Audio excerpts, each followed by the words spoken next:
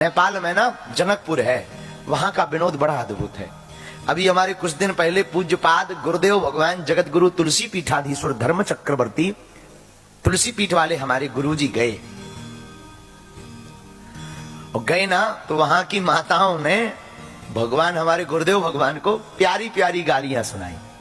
हाँ, गुरुदेव भगवान को जो आनंद ससुराली का है ना भैया, वो कहीं का नहीं है। आहा, बहुत दिनों तक बारात रही। एक दिन गुरु देव भगवान से दशरथ जी ने निवेदन किया कि अब चलना चाहिए। तो बारात गमन का समय आया। महाराज जनक ने बहुत सा दान, भरी भरी बसें, अपार कहारा, पठई जनक अनेक प्रकार, अनेक प्रकार का सामान जनक जी ने दिया। मत सहस 10 सिंधुर साजे, जिन्हीं देखी दिसी कुंजर लाज। 10,000 मतवाले हाथी दिए, 10,000। राजा जनक ने 10,000 मतवाले हाथी दिए, अनगिनत बैल दिए, तुरग लाख रथ सहस 25, सकल संवारे नख रुसीसा। 1 लाख घोड़े दिए, 1,25,000 रथ, सबको नीचे नक्शे तक सजाकर जनक जी ने दिया। आहा, दिव्य बारात सजी, सब समाजो यही भांति बनाई, सबको भांति पूर्वक सजाया महाराज जनक ने। जनक अवधपुर दीने पठाई, जनकपुर से अयोध्या पठा दिया। प्रेम पूर्वक मिले महाराज दशरथ जी। जनक जी बार बार भेंट करते। पिता कितना भी कठोर दिल का हो ना, बेटी विदा हो गए ना, उसकी आंखों से आंसू आ ही जाते हैं। कितना कठोर दिल का हो, आंसू गिर पड़ते हैं। जब बिटिया जाती है ना, आंखें रोई पड़ती हैं। और महाराज जनक जी की तो 4 बेटियां, भाई की भी और इनकी भी बेटियां आज विदा ले रही। महाराज जनक की आंखों में बार बार आंसू आ गए। बार बार बिटिया की तरफ देखते कि हमारी जनक लली, ये लली हमारी जा रही है। बार बार दशरथ जी को भेंट करते, संतों को बार बार प्रणाम करते। बहुत दूर तक पठाने आए हैं, बहुत दूर तक। पहले परंपरा होती थी, घर में कोई मेहमान आता था तो गांव के बाहर तक उसकी विदा करते थे। नियम है, शास्त्रोक्त नियम है, घर पर कोई उच्च व्यक्ति आए ना तो किसी नदी नाले तक विदा करना चाहिए, नियम है।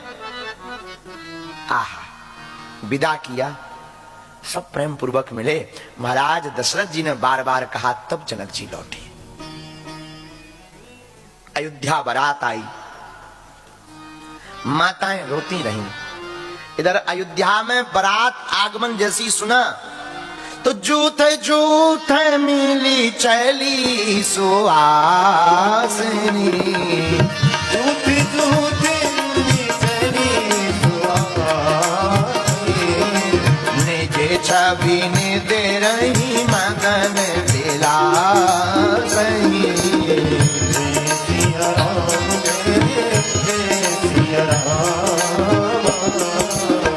सकल सुमंगल सजी आरती, सकल सुमंगल सजी आरती, गावहि जनु बहु भेष भारती, गावहि जनु भेष भारती। कौसल्यादि कौसल्यादि राम महतारी, प्रेम विवसे तन दशा सारी।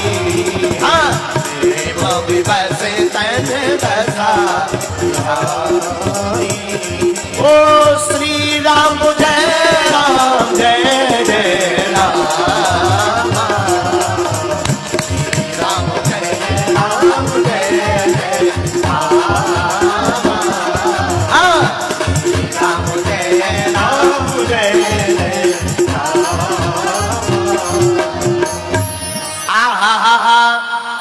बारात प्रेम पूर्वक वापस लौट आई। पूरी माताएं बड़ी प्रसन्न भई, माताओं ने जय जयकार किया, दुल्हा सरकार की। राम जी आए, बहुओं को साथ लेकर के आए। गए थे राम जी अकेले, वहां से बहुओं को लेकर के आए, दुल्हन को लेकर के आए। माताएं बड़ी प्रसन्न भई।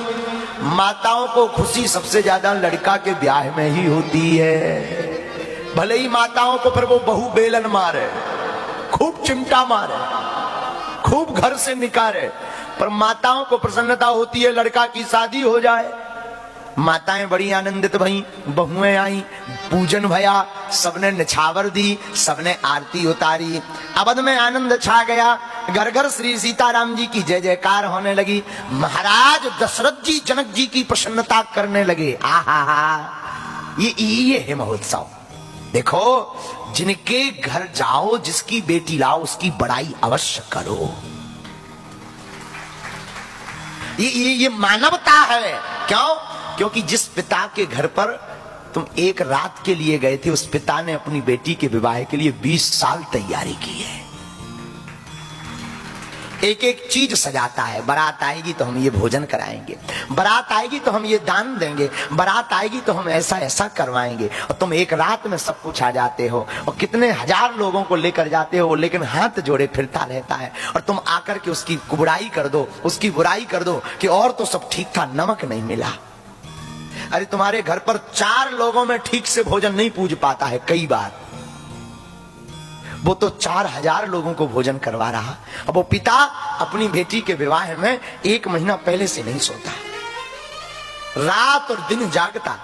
अब हम ऐसा करेंगे, अब हम ऐसा करेंगे, अब हमारी बिटिया के लिए, हम दामाद के लिए ऐसा करेंगे, अब हम अपने समधी के लिए ऐसा करेंगे। दिन ना रात जागता, और तुम 4 घंटे में सब बिथरा करके आ जाते।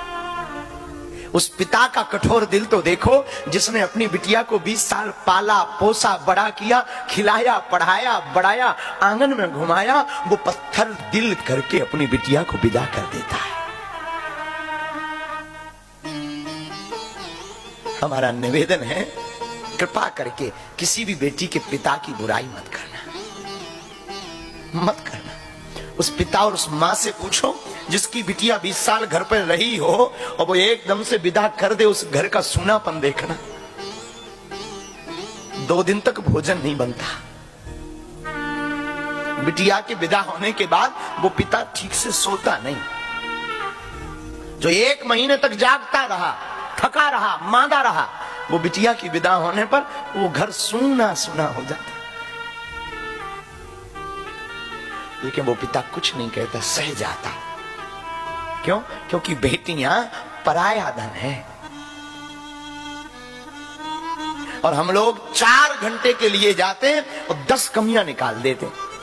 थोड़ी देर जल लेट हो जाए भोजन में, पानी, तो चिल्ला पड़ते। उस पिता पे पूछो क्या बीती, जिसने अपनी संपत्ति दांव पर लगा दी, लाखों करोड़ों खर्च कर दिए, पूरा दिन, पूरी मेहनत, पूरी जिंदगी। उस पिता से पूछो जिसकी बेटी घर में चहल पहल महल करती रही, चहकती रही, आंगन आंगन में, कोने कोने में घूमती रही, और आज वो पराई होकर चली जाएगी, सूना हो जाएगा, फिर भी पिता पत्थर कठोर दिल करके प्रसन्नता पूर्वक स्वागत करता है।